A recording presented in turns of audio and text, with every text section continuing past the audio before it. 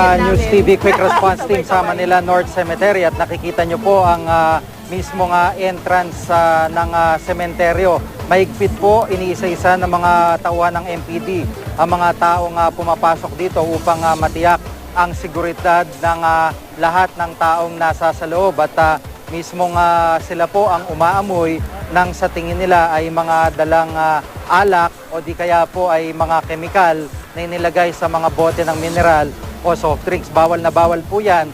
Sabi po ni Police Inspector Eduardo C. ng Public Safety Battalion ng MPD ay kakasuhan po nila lalo na yung mismong mga magdadala ng alak at magpapalusot dito ng mga ipinagbabawal sa Manila North Cemetery.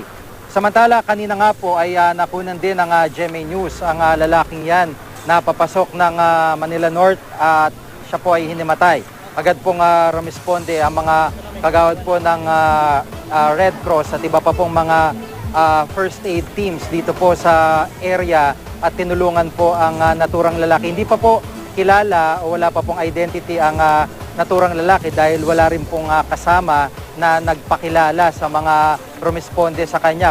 Dinala po siya sa isang first aid station dito po sa may harapan ng Manila North Cemetery.